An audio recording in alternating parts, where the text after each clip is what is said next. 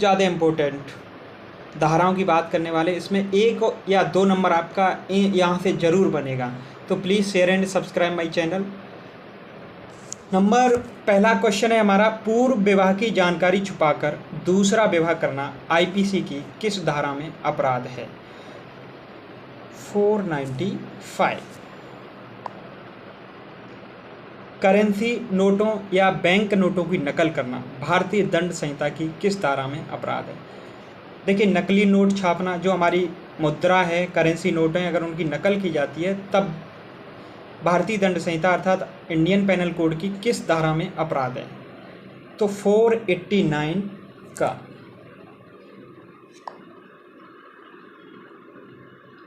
ऐसा अपराध जो प्रकृति के विरुद्ध हो भारतीय दंड संहिता की किस धारा में दंडनीय है? अब देखिए जटिल वर्ड, प्रकृति के विरुद्ध यानी समलैंगिकता, मेल मेल में शादी करना, फीमेल फीमेल में शादी करना, तो प्रकृति के विरुद्ध अपराध, उसके लिए 377 आईपीसी सेक्शन 377 लगाई जाती है। नेक्स्ट क्वेश्चन है हमारा, पति द्वारा अपनी पत्नी के साथ पृथक्करण के दौरान मैथुन करता है वह किस आईपीसी की धारा के अंतर्गत अपराधी है? पृथक्करण यानी कि पत्नी गर्भवती है या उसे कोई और समस्या है, तो पति भी आईपीसी सेक्शन के अंतर्गत अपराधी हो सकता है। 376 ख या बी।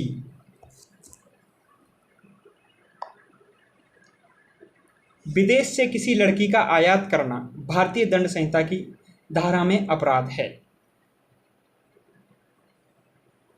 376 ख।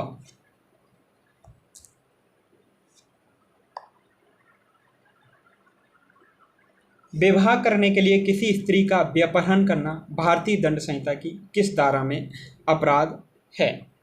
देखिए, विवाह करने के लिए, जबकि व्यपहरण करना 362, जबकि विवाह करने के लिए किसी महिला का अपहरण करना 366 में अपराध है। देखिए, बहुत ज़्यादा इंपॉर्टेंट धारा, किसी स्त्री की अश्लील तस्वीर खींचकर उसे वायरल करना भारतीय दंड संहिता की किस धारा में अपराध है? तो 354 ग या सी।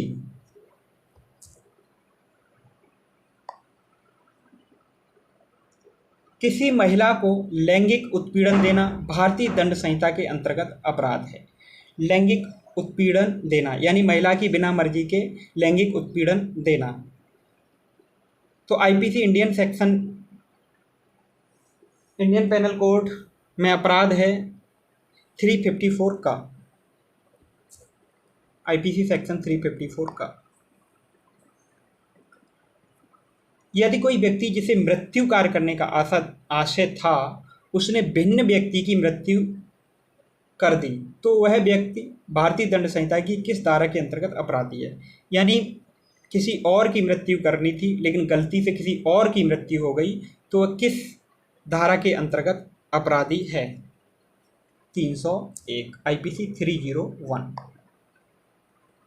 भारतीय दंड संहिता की धारा 302 किस लिए लगाई जाती है? 302 यानी हत्या।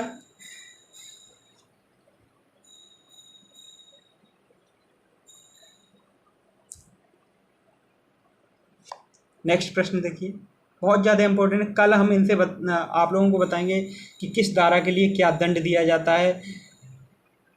अगर हत्या किसी पे 302 केस लग गया तो उसके लिए कितनी सज़ा का प्रावधान है, कितने रुपए की पेनल्टी है, कल उस पर बात करेंगे। आज आप धाराओं को तैयार कीजिए, बहुत ज़्यादा इंपॉर्टेंट है, आप लोग तैयार कीजिए। अगर राम अपनी आत्महत्या करने के लिए प्रेरित होता है, आईपीसी की किस धारा के अंतर्गत अपराध है? 306। देखिए, अगर कोई व्यक्ति अपनी आत्महत्या करने के लिए प्रेरित होता है तब भी उस पर आईपीसी 306 लगाई जाएगी। किसी की हत्या करने का प्रयत्न करना भारतीय दंड संहिता की किस धारा के अंतर्गत अपराध है? किसी की हत्या का प्रयत्न करना यानी हत्या न करना, उस केवल प्रयास करना, 307 आईपीसी 307 में उसके ऊपर लगाई जाएगी। स्त्री की सहमति के बिना गर्भपात कारित करना भारतीय दंड संहिता की किस धारा में अपराध है? देखिए, स्त्री की सहमति के बिना यानी उसके घर वाले स्त्री सहमति नहीं है फिर भी उसका गर्भपात कराने के लिए उसे प्रेरित करते हैं या उस पर दबाव बनाते हैं तो आईपीसी सेक्शन 313 यानी 313, और गर्भपात कारित करना धारा 312। वैसे तो अपराध है ही 312, लेकिन स्त्री की सहमति के बिना 313। किसी स्त्री पर अम्ल या एसिड का प्रयोग करके उसे घोरोपति कारित करना भारतीय दंड संहिता के किस धारा में अपराध है? उस पर एसिड फेंक देना, तेजाब फेंक देना किसी स्त्री पर, तो किस धारा के अंतर्गत आता है? तो ये धारा है हमारी 326 का। स्वेच्छा अम्ल फेंकना या फेंकने का प्रयत्न करना भारतीय दंड संहिता की किस धारा में अपराध है? 326 का 32 का। तो please share and subscribe my YouTube channel. कल हम लोग बात करेंगे उत्तर प्रदेश दरोगा के लिए किस धारा पर कितना दंड दिया जाना चाहिए, कितनी पेनल्टी लगाई जानी चाहिए। तो आप लोग अगर इस तरह की वीडियो बनवाना चाहते हो तो प्लीज़ शेयर एंड सब्सक्राइब। अगर आपको यह वीडियो अच्छा लगा हो और हमारी मेहनत पसंद आई हो तो please share and subscribe my channel. Thanks for watching. Subscribe करना ना भूलें। जय हिंद, जय भारत।